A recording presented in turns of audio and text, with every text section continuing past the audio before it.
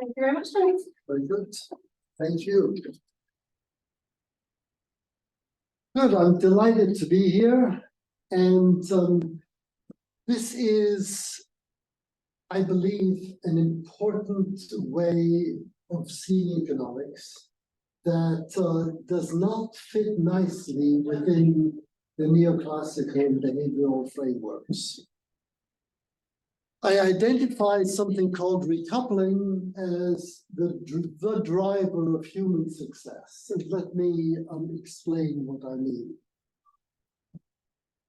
In economics, generally, we see the individual as the cornerstone from which everything else is derived. Micro foundations of macroeconomics and so forth. Here we start out from a different point of departure. And the issue is that most of the challenges that we face as human beings are collective challenges. And the way we address these challenges is by mobilizing our collective capacities. And so that requires us to think primarily in terms of groups rather than individuals, and how individuals decide, act, behave within their groups determines the entire evolution of human history. So the focus of our attention should be not on individuals that have individual preferences, individual abilities that make individual decisions, but individuals who derive their understanding of themselves through the groups in which they participate. And the well-being that they receive, or the ways in which they flourish, are not only as individuals, but also as participants in their groups. Therefore, to see the group simply as the group welfare as the sum of individual welfares does not do justice to what social groups mean. And participation in social groups occupies a major part, I will claim, of our thinking. There's a paper that underlies this, which is quite extensive. It draws on many different literatures, and here I'll only try to summarize some of the main points in the paper, leaving enough time, hopefully, for discussion, so that we can drill down in whatever area that may be of concern to you. So many of our challenges are collective. There's a lot of evidence from anthropology, cultural evolution, sociology, that many of our challenges are collective. And the reason why we as a human being have been so successful is not because we as individuals are so smart, but because we're able to mobilize our collective knowledge, our collective abilities, in order to overcome collective challenges. That is, as I say, large literatures, Joe Henricks, many others have explored this in great detail. So in order to address our collective challenges, whatever they may be, whether it is a pandemic or climate change or financial crisis or biodiversity loss, or on a more local level, water shortage, conflicts between nations, or even more local family dysfunction, in all these cases, we face collective challenges.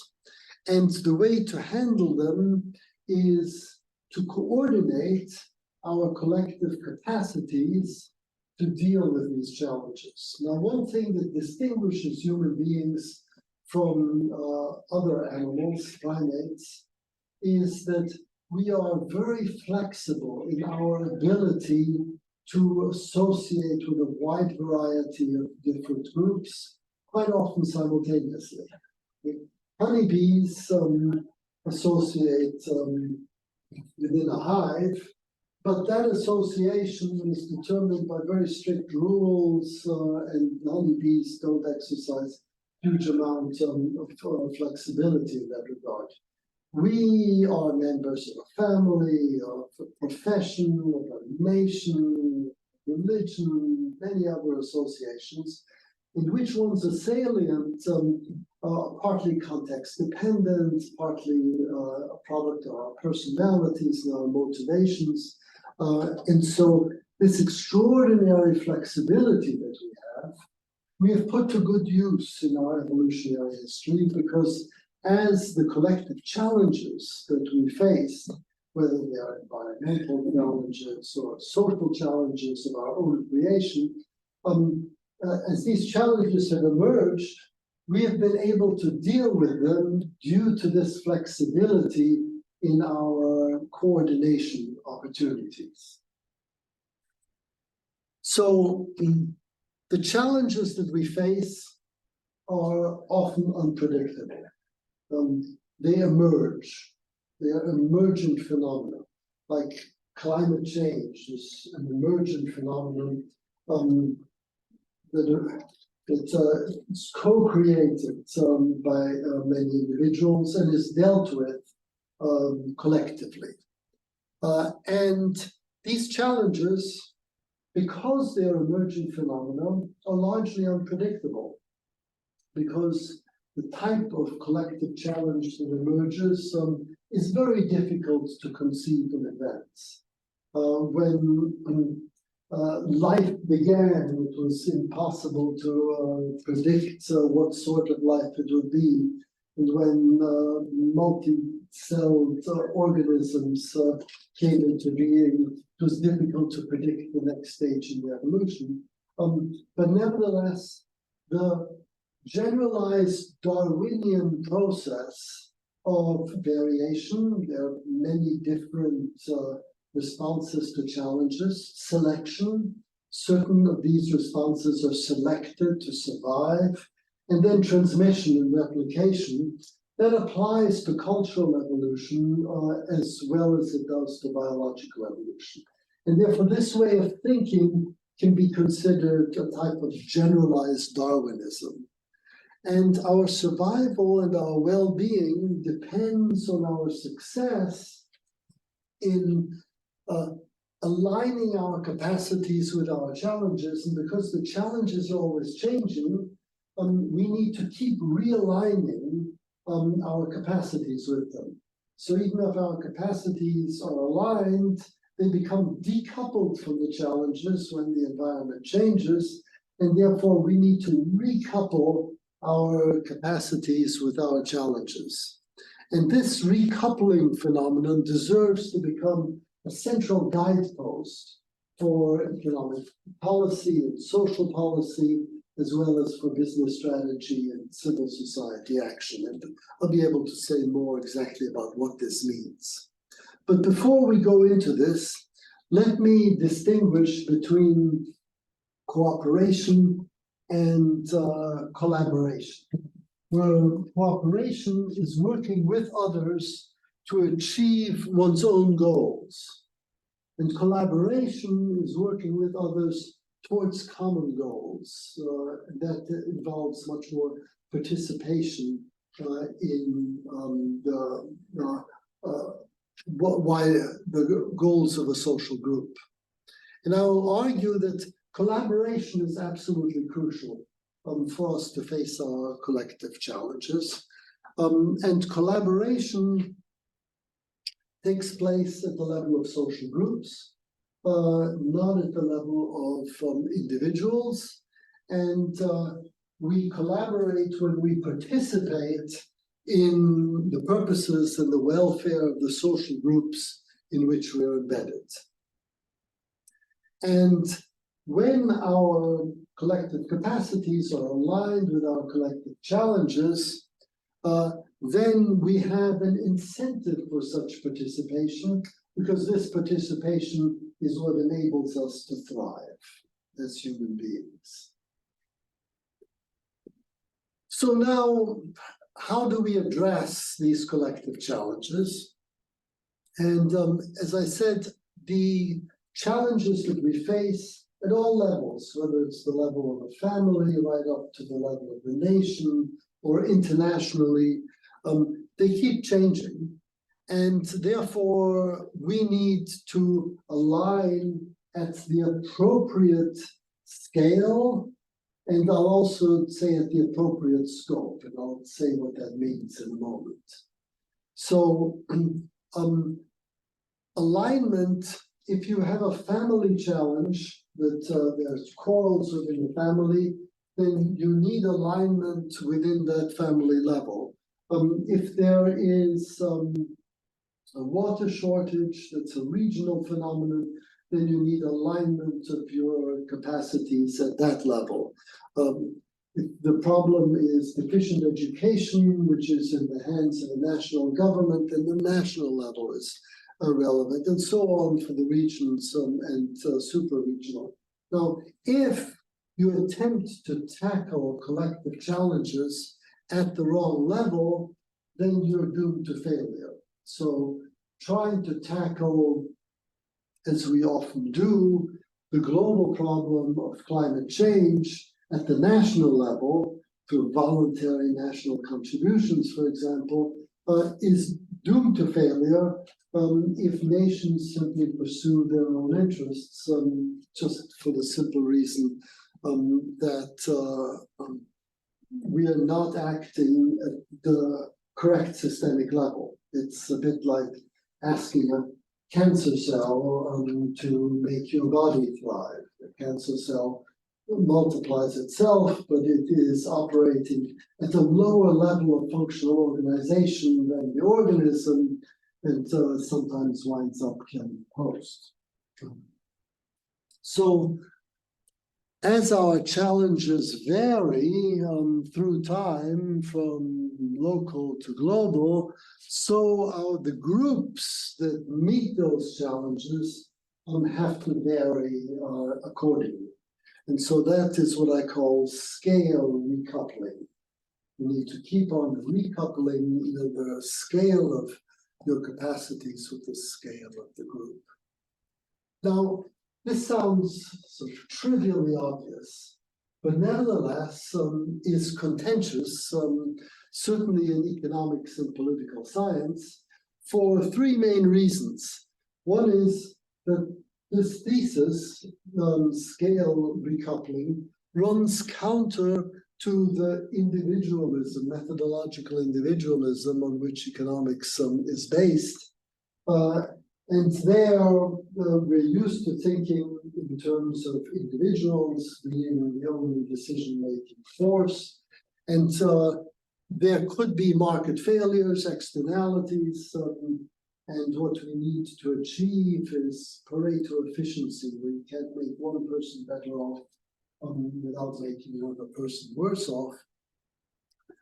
There's something similar to economic individualism and political science, political individualism, where in both cases you think of people's preferences as being hardwired in their mind. What distinguishes one individual from another are their predetermined preferences, and the purpose of democracy is to represent these preferences, and the purpose of the market is to represent these preferences too, but in a different way in terms of knowledge or in terms of individuals. But in both cases, what you do not take into account is the meaning and the well-being that you gain from your participation in groups.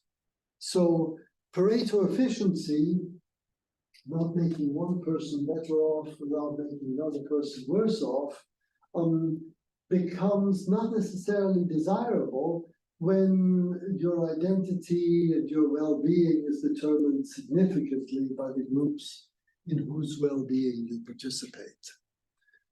And the third reason, aside from economic individualism and political individualism, why this scale thesis is contentious, is our individualistic way of thinking about social welfare.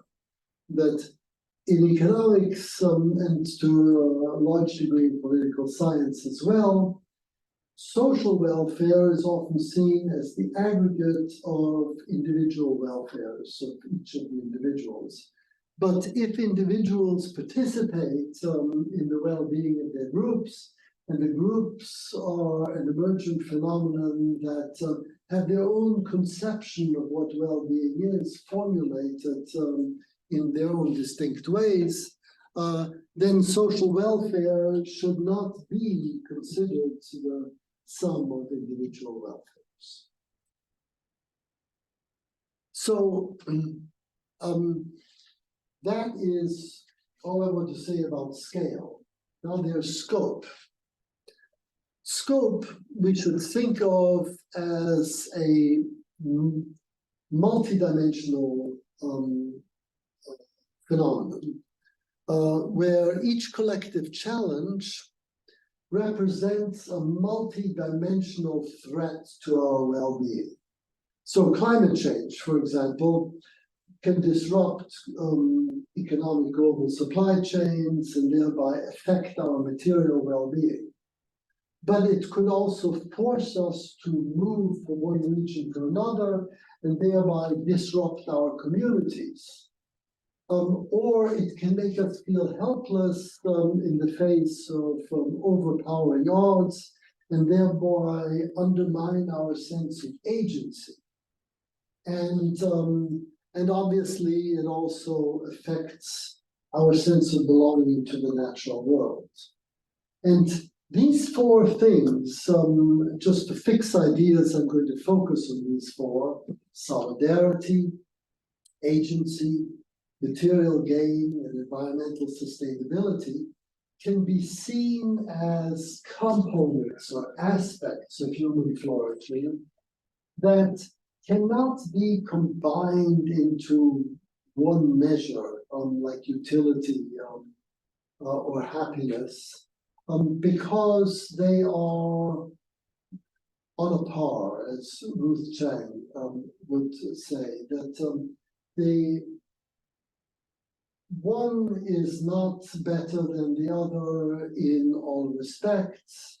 They are both important, and there is no one measure. Here's a simple analogy. In order to sustain life, you need food, and you need drink, and you need shelter. And now we cannot take an average of these things and then decide on how well off you are materially, because you need all these things. There may be some trade-offs, but in essence, there are three separate things that you need to sustain life. Solidarity, agency, material gain, and environmental sustainability are of that sort.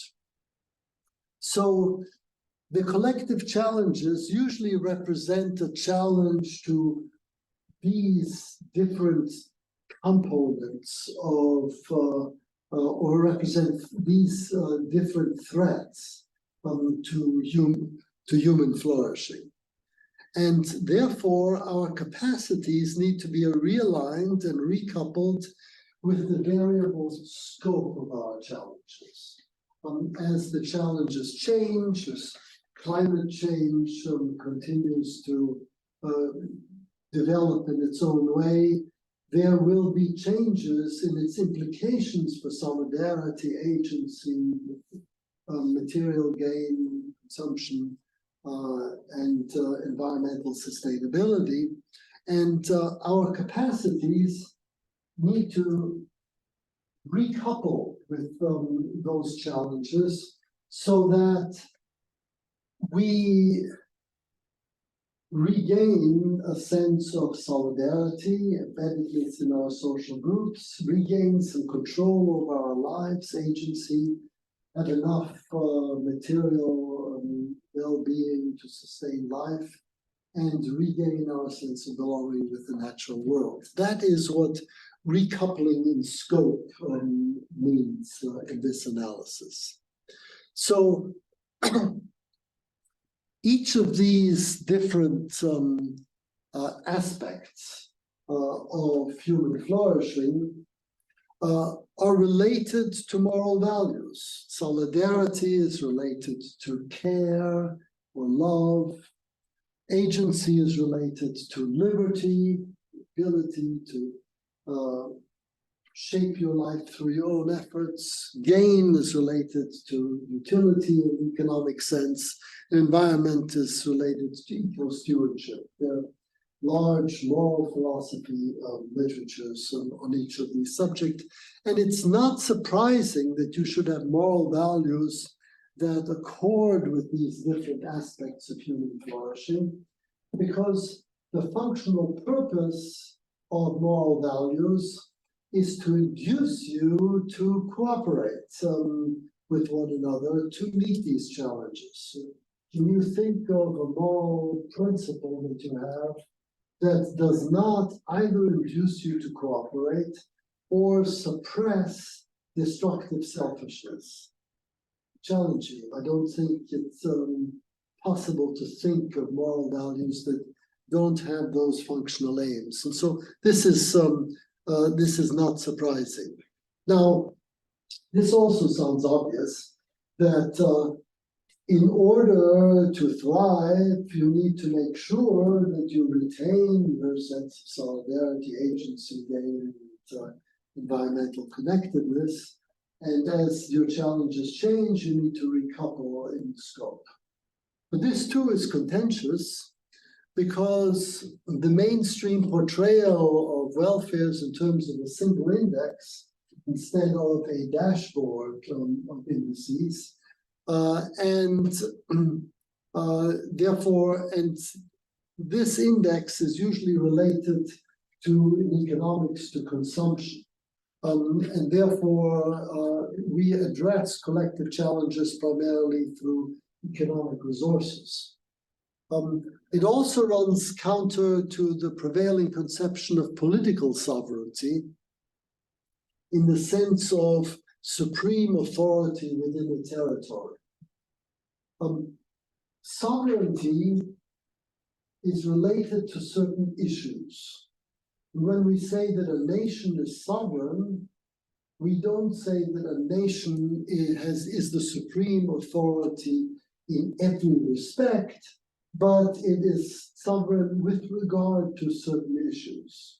So within the EU, nations have sovereignty over defense, because that's a national matter, but they don't have sovereignty with regards to climate policy, because that is an EU matter. So sovereignty can be at different levels.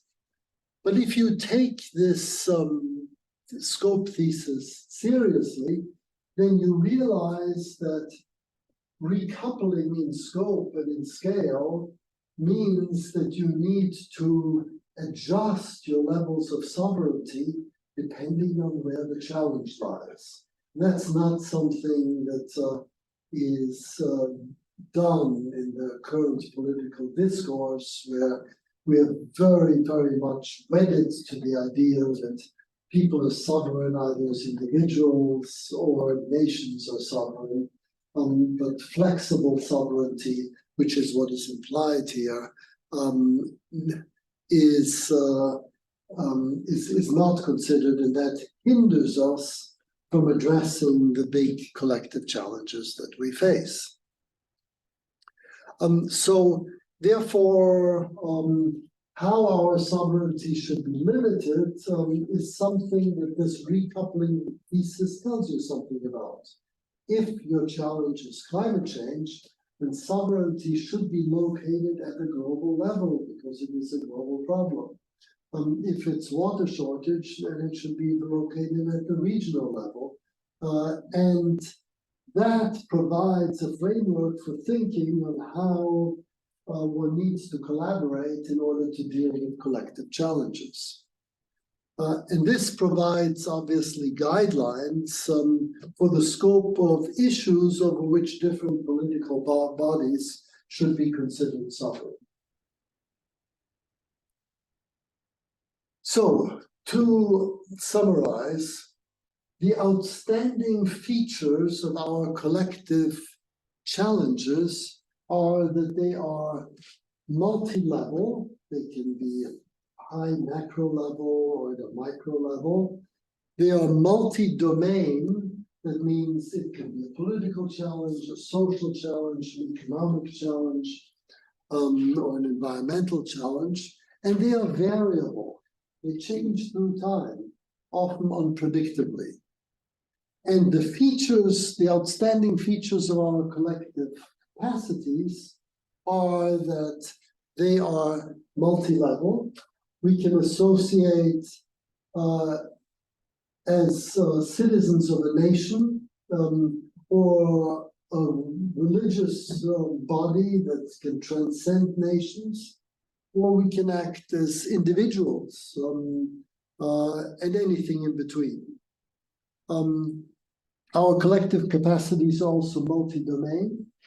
We can mobilize our collective capacity in the economy and society, polity, in the physical world, and they're flexible, as I've already said.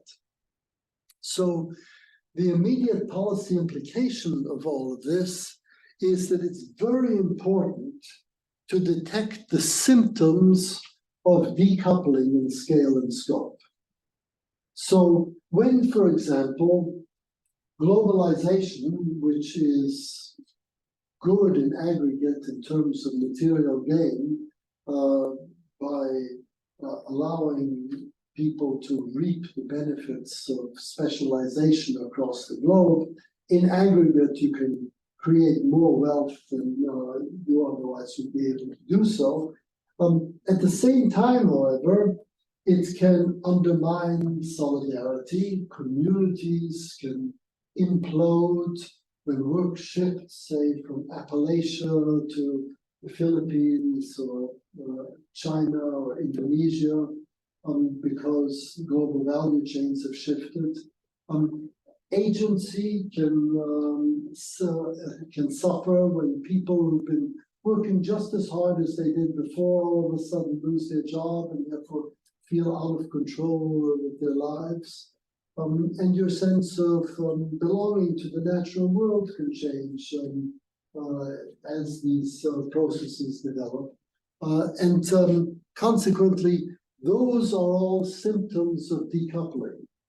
And if you extend your understanding of human well-being to include solidarity and agency and environmental embeddedness, alongside obviously economic considerations, then you have a wider conception of what globalization means, and you can detect aspects of decoupling that you were blind to if you just took the narrow economic or political science lens. The principle of subsidiarity is important.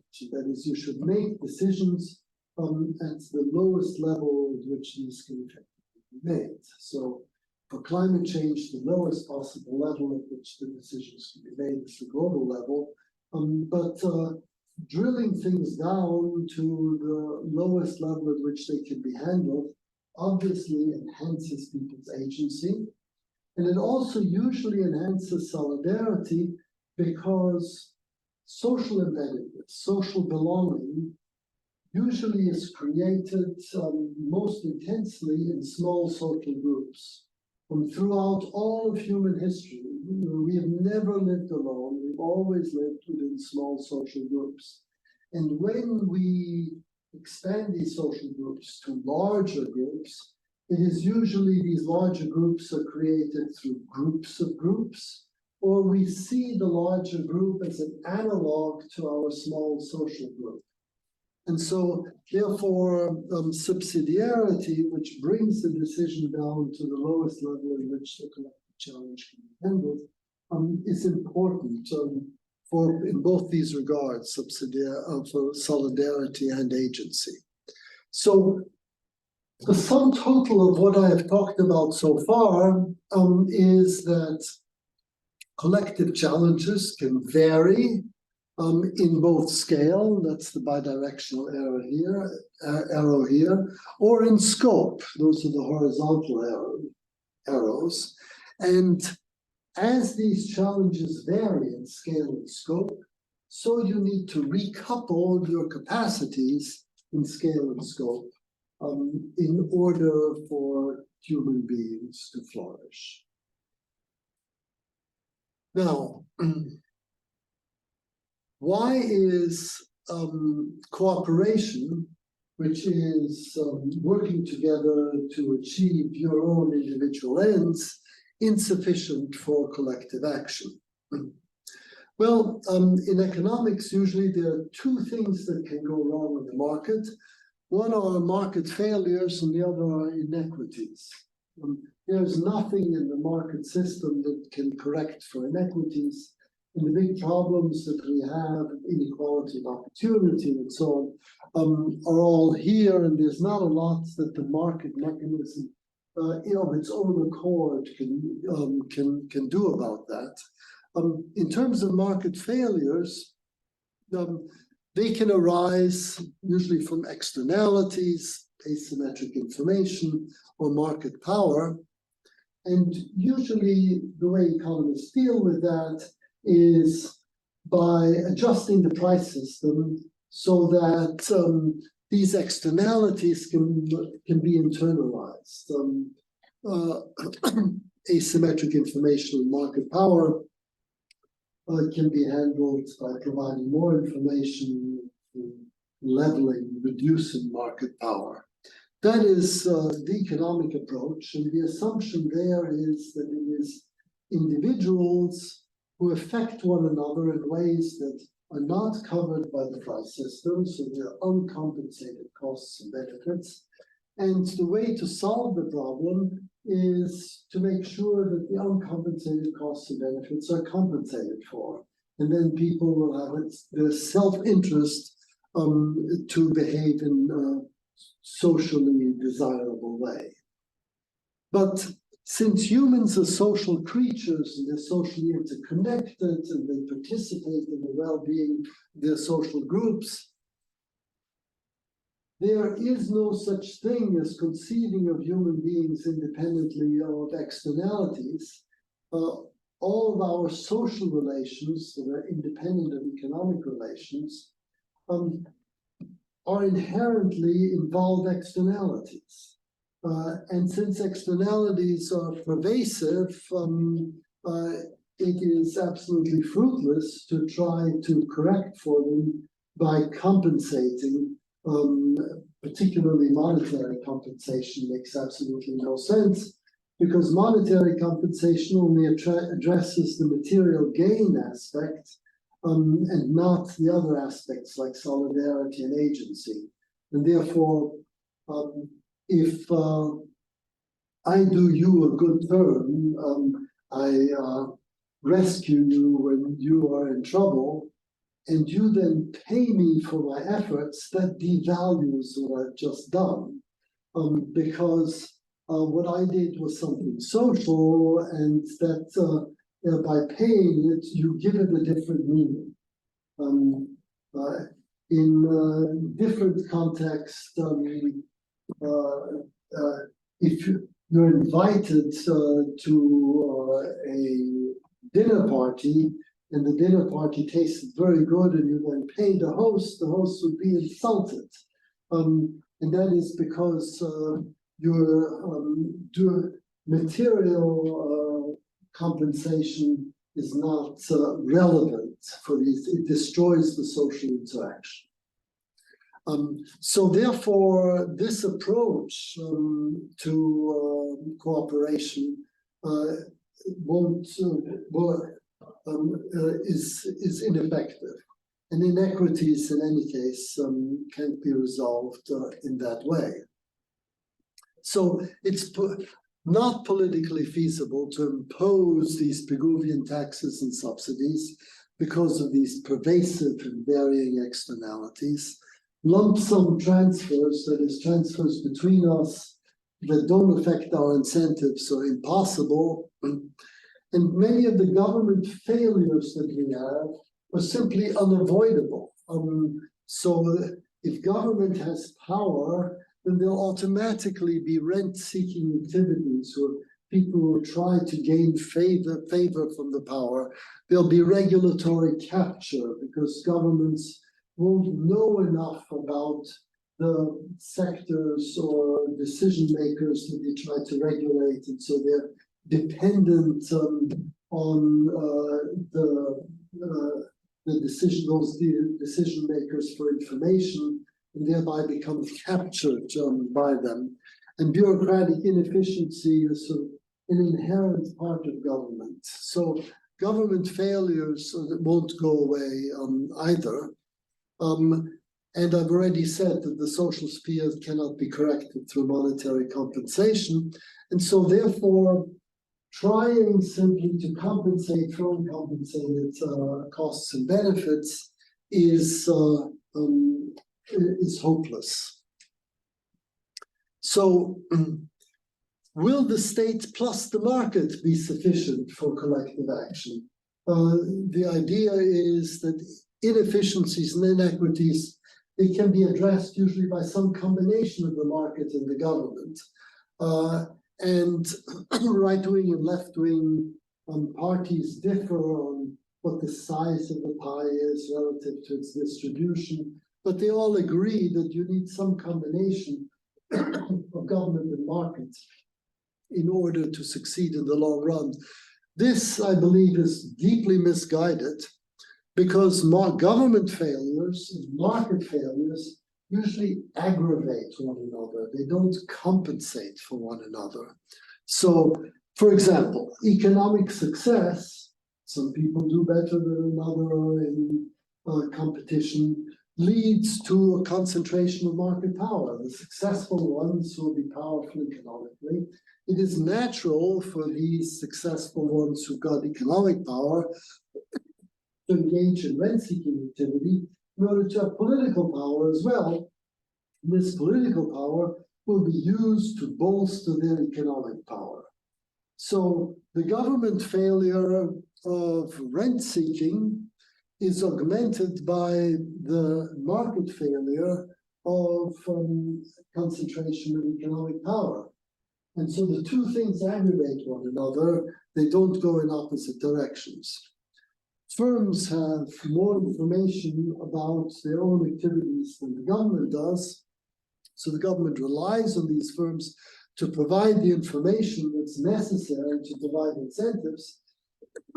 But firms therefore will reveal information about themselves strategically in a way that serves their own interests.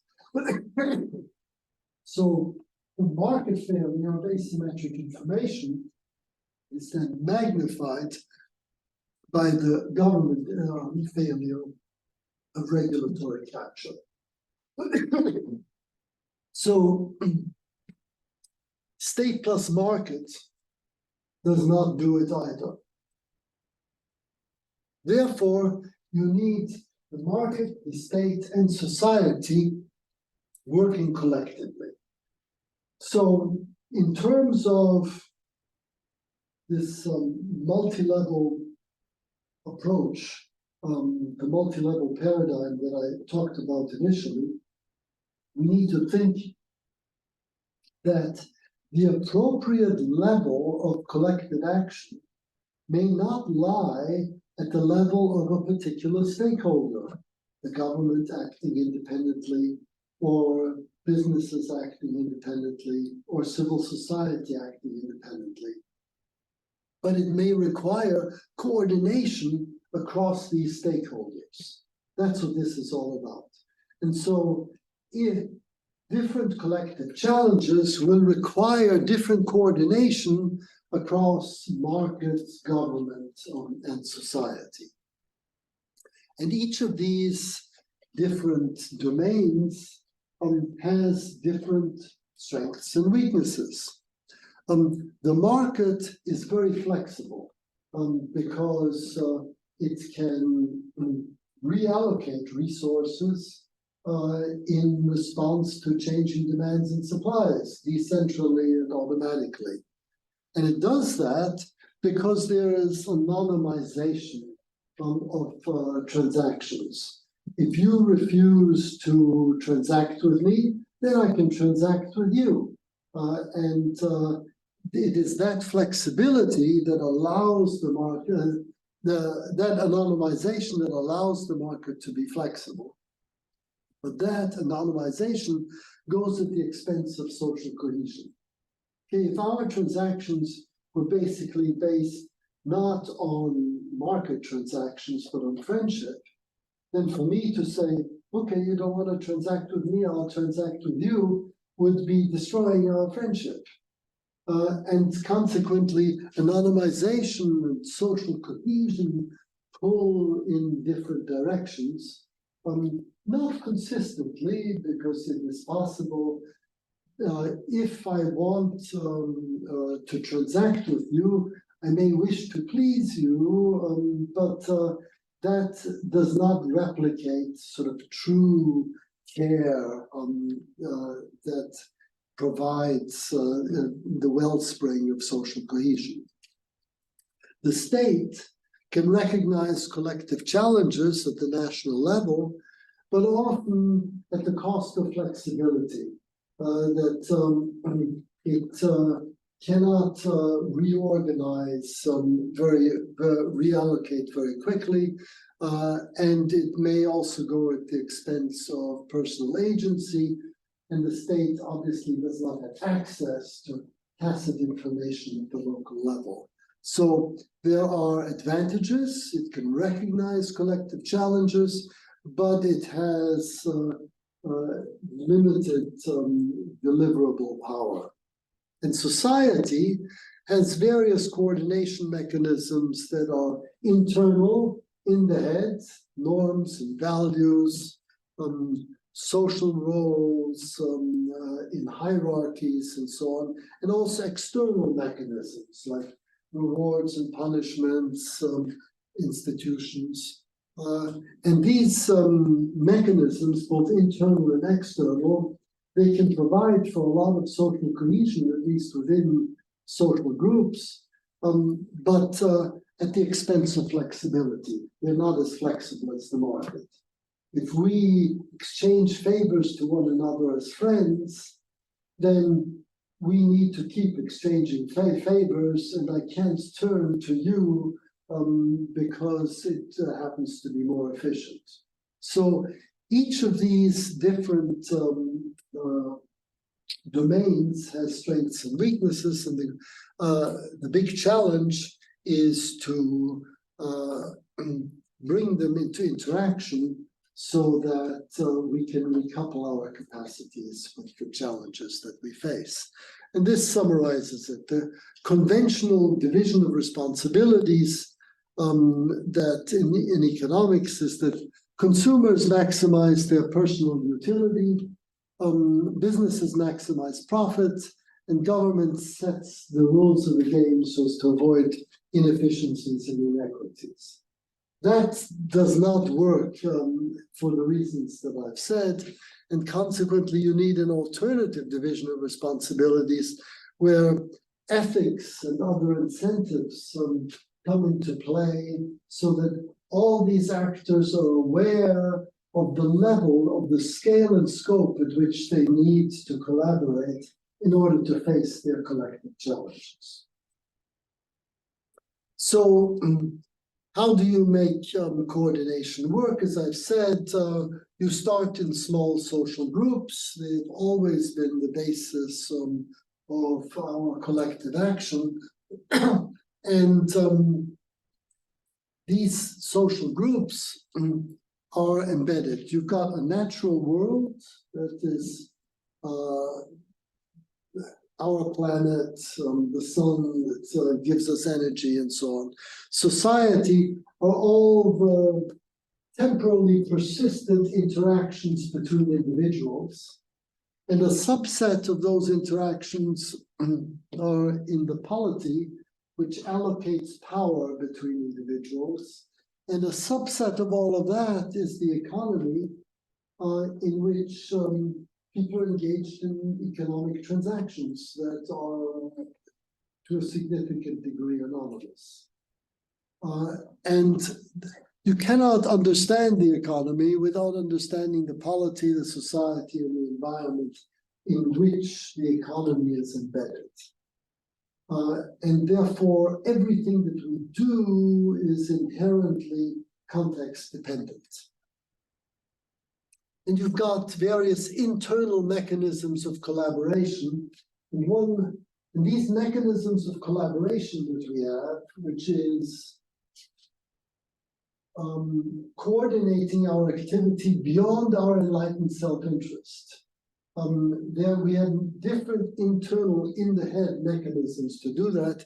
And one are psychological motives, which are basically psychological forces that give energy and direction and persistence to our efforts. And these motives are things like care, it's like mother-infant, affiliation. I am a proud citizen of my country. Achievement, I've climbed Mount Everest. Consumption, I can afford a nice house. Power, I'm a politician who just won an election. Status, I'm showing off my latest Gucci belt. Threat avoidance, which is fear. I fear you, so I'm going to get out of your way or I'll appease you.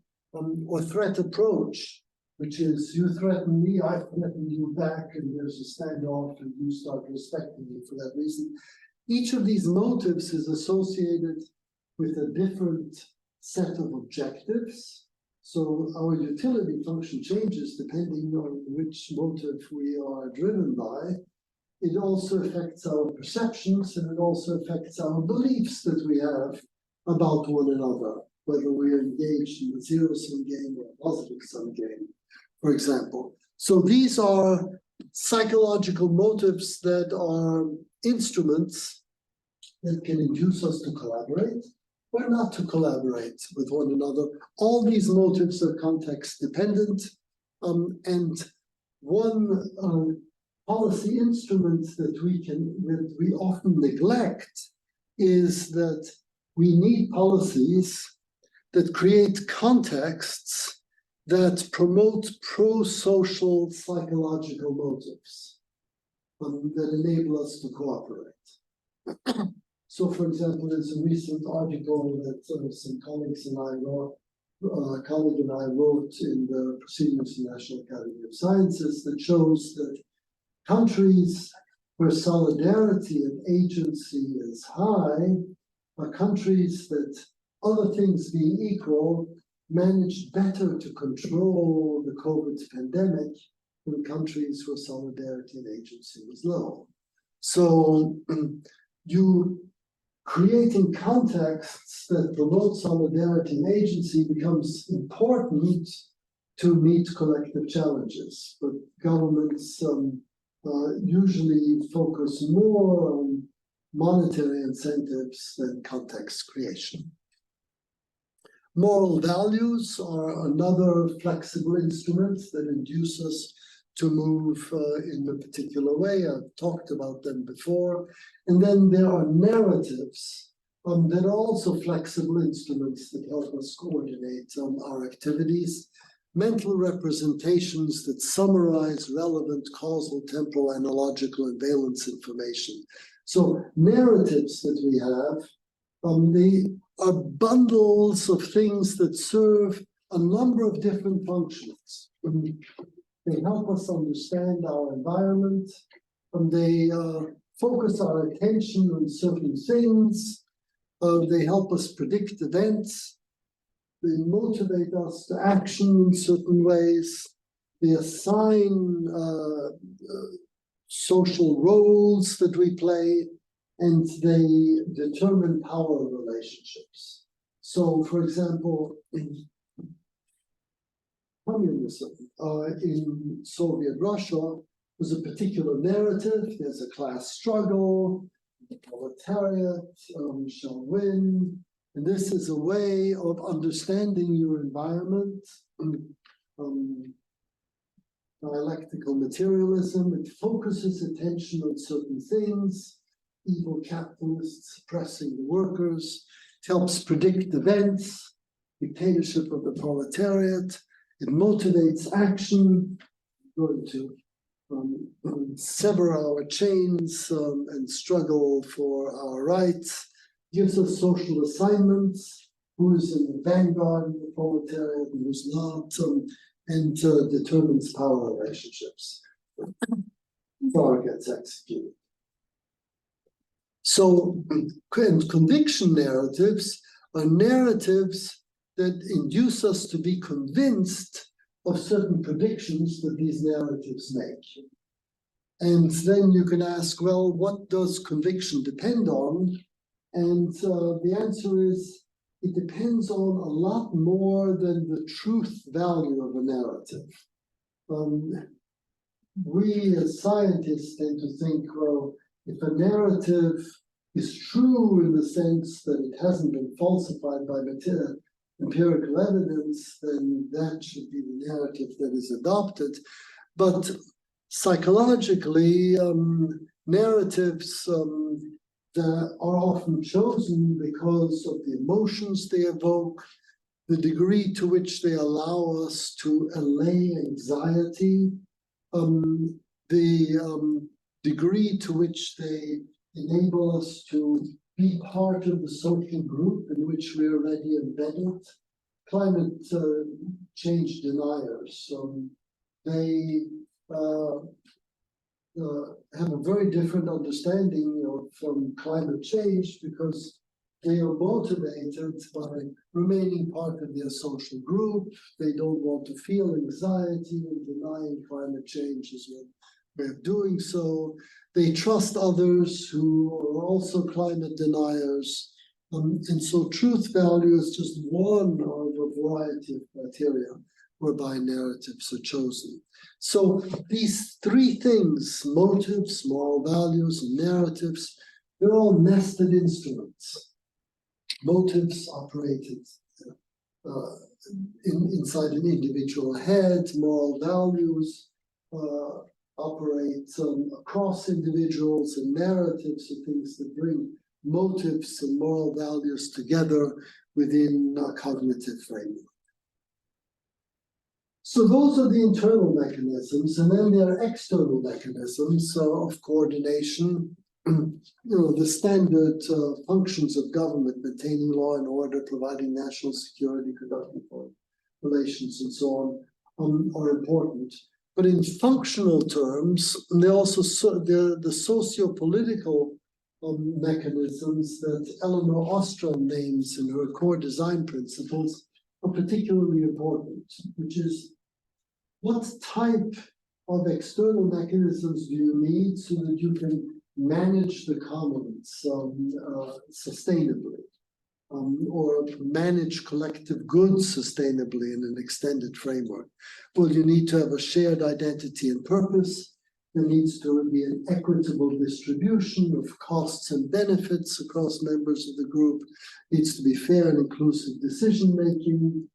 Needs to be monitoring of what you've done. And then you have the graduated responses in terms of rewards and punishments to helpful and unhelpful behavior, fast and fair conflict resolution. The authority to self-govern in accordance with subsidiarity needs to be recognized.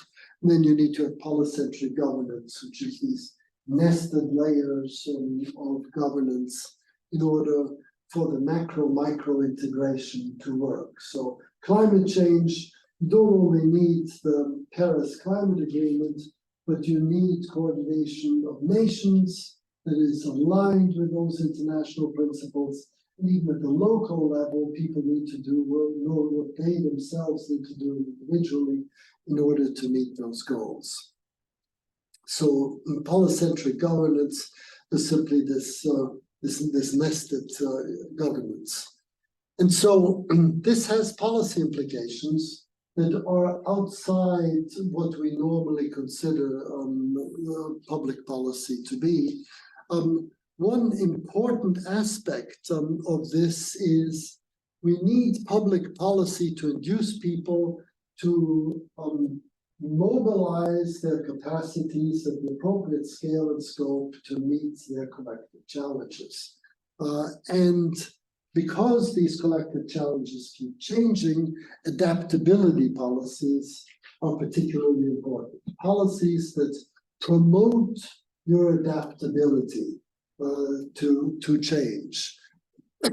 So for, policies that promote migration, in certain senses, investment, that can increase your access to resources and knowledge across borders, that might promote adaptability at a global level, national investment in education and training of certain sorts that will give you greater capacity to take responsibility, judgment, and so forth, could be helpful.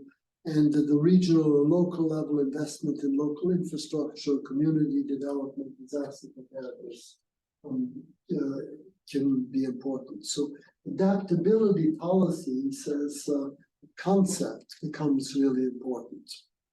And then creating solidarity-inducing contexts and agency-inducing contexts is absolutely vital.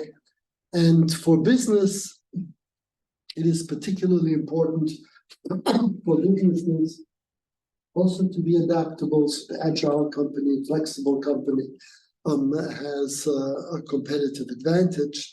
But businesses also need to know when they need to cooperate with government, and governments need to set the rules of the game so as to enable business to compete for profit without undermining environment, without undermining society. Currently, businesses, CEOs who have a duty to maximize shareholder value often have this fiduciary duty to undermine the environment, because it is impossible to maximize shareholder value without hurting the environment. So what rules of the game does the government need to provide so that businesses are not in this bind of, on the one hand, having a legal responsibility to maximize shareholder value, on the other hand, not being sufficiently responsible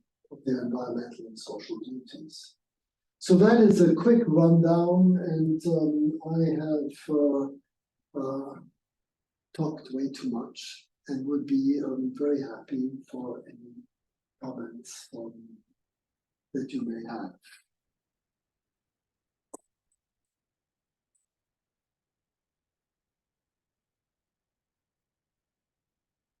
Yes.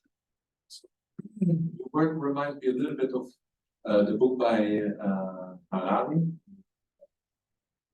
philosopher, historian, about how myths can unite people in different groups on different levels, right? And it's somehow related to what you say about narratives, I suppose. And the main question that arises to me is, how do you change a myth or a narrative in that sense? In a way, people decide themselves in what they believe, right? And so it's absolutely crucial in a way that we somehow understand how this changes. Absolutely, I couldn't agree more. Absolutely crucial. But individuals by themselves don't decide what it is that they want. Social forces like norms and moral values, context-dependent forces, help shape what it is that you believe in. And simply knowing that this is of consequence makes you less vulnerable to manipulation. If you believe that individuals have their own individual preferences hardwired in their brains and all we need to do is represent them, then you become very vulnerable to manipulation by businesses, politicians, and so on, who know better. And so the trick is to try to manage your cultural evolution so that your capacities, your collective capacities, will be mobilized collectively to address these collective challenges that we face. We've got climate change, we've got cybersecurity threats, we have financial instability, we've got objectively certain collective threats. And therefore, if we knew that our big challenge is that we need to mobilize both internally and externally our capacities to align with the appropriate scale and scope of the threats, then we'd be in a different psychological and sociological space.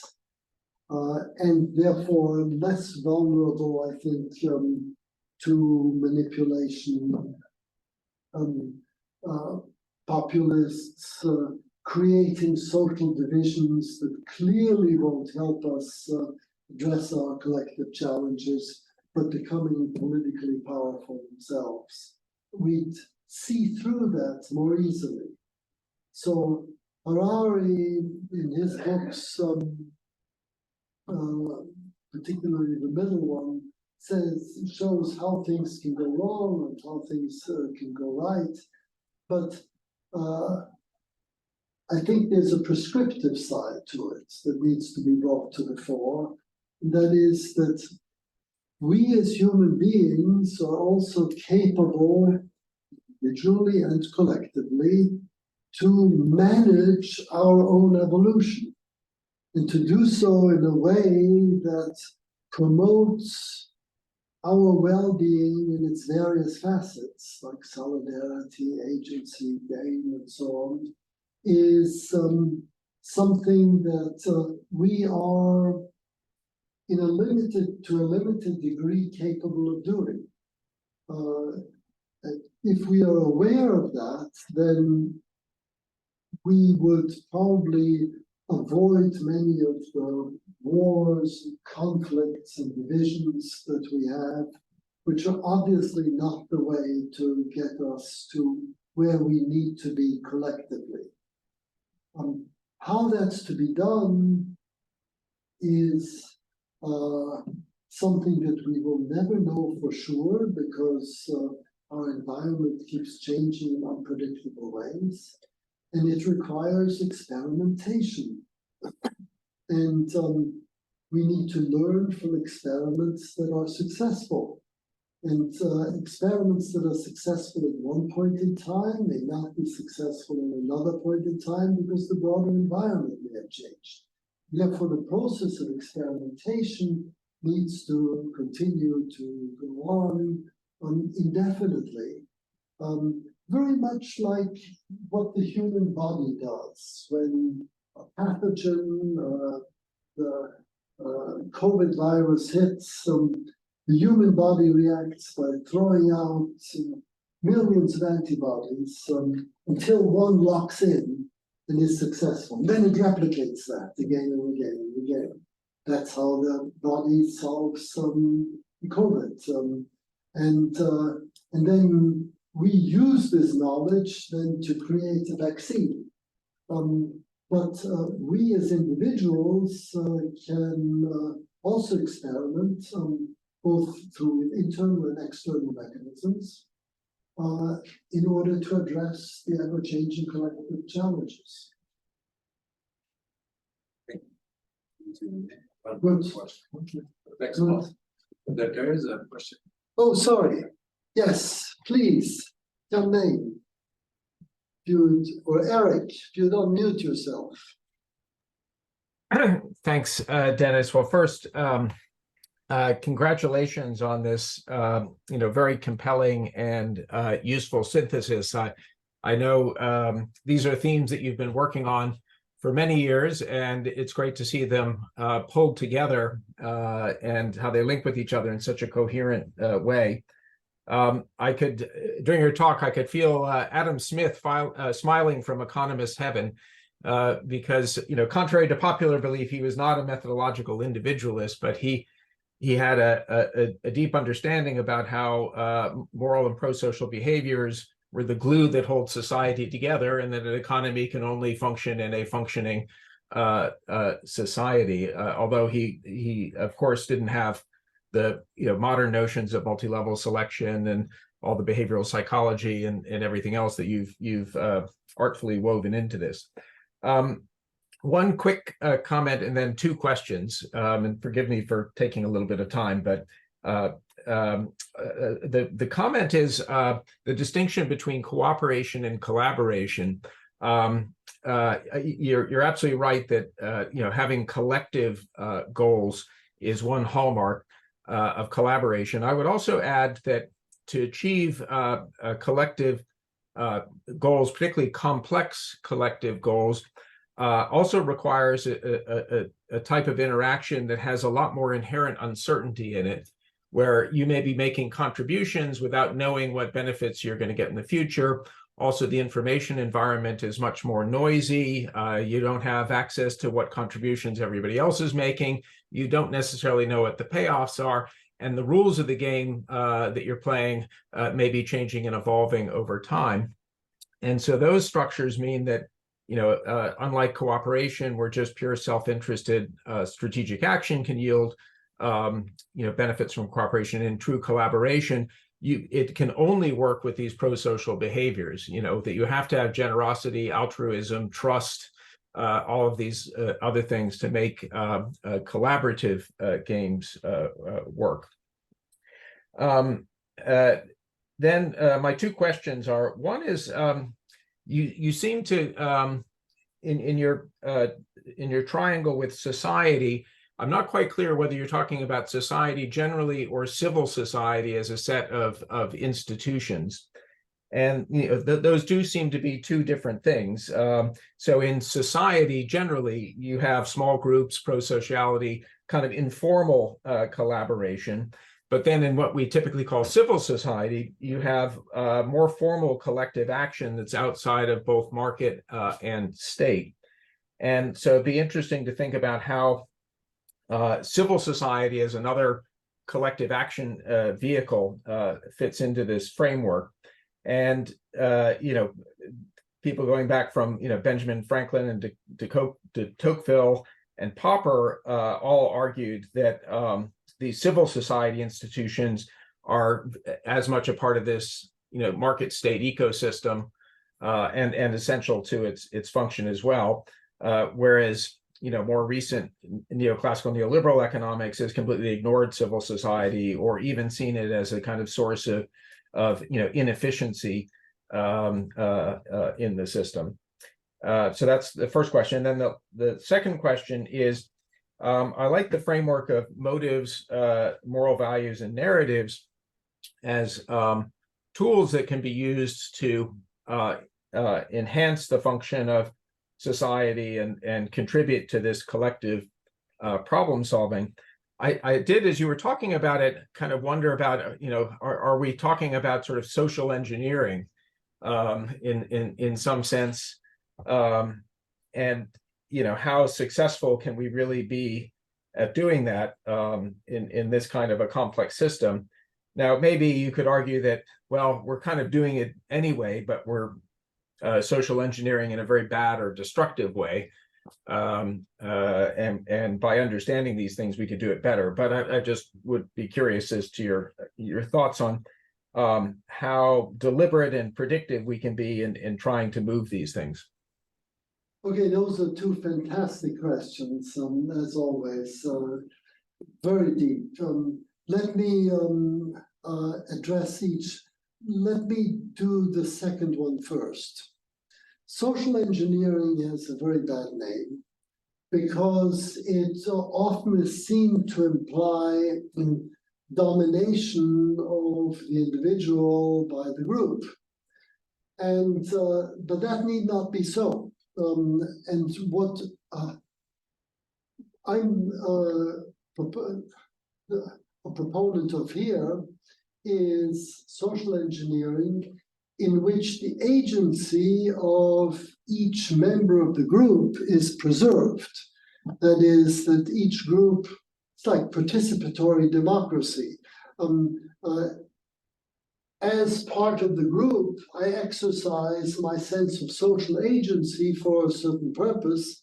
And in one of the results of my exercise of agency is that I participate in the well-being of a group that in turn affects my motives, my narratives, and so on.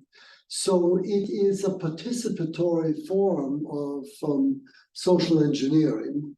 And there you're absolutely right. We do this anyway, and being aware of it makes us less vulnerable than not being aware of it. Now, the other is, your first question is a very important one. It's this distinction that Tönnies makes between Gesellschaft and Gemeinschaft, where Gesellschaft is civil society and Gemeinschaft is community. And the two are rather different, that the Gesellschaft of civil society is more anonymous, but nevertheless driven by social norms, conventions, also shared values, whereas the Gemeinschaft has more this care, love, pro-sociality component. And both of these coexist in a multi-level framework, and they are not, need not be in conflict with one another, and should be seen as part of the social, multi-level social system in which we exist, and therefore we need to operate at both levels. The Gemeinschaft, the community, feeds the civil society and vice versa, and be aware of the nature of those interactions. I don't think it's possible to have civil society without community, although it probably, at least in small groups, is possible to have the opposite. So both of these things are terribly important. And the first point that you made is simply a statement I'd just like to underline because it's profound, which is that we live in radical uncertainty. And radical uncertainty means that there is no closed loop control solution to what decisions that we make. Instead, we should be aware of the fact that we are uncertain of the environment in which we operate, and therefore we should welcome contradictory hypotheses about the environments that we face that are all consonant with the empirical evidence, at least in some regards. So what we call cognitive diversity, which is as important as biodiversity, because should we go wrong in our understanding of the world unexpectedly, then we can turn to alternative constructions of reality, hopefully to get us right. Whereas if we have a monoculture of understandings, then we are very vulnerable indeed. And in order to promote our sense of coordination in uncertain environment, you're absolutely right. Pro-sociality, care is the best guarantor of it, because one reason why when families work well, we like to rely on our family is because we know they'll be there for us regardless of what happens. And this regardless of what happens becomes really important in a world of uncertainty. So thank you for those questions. Jiangmeng, do you still have a question? We really do. Okay, Susan tells me we need to wrap up, so therefore, could you send me by email? I promise to answer very promptly, and thank you very much for this seminar.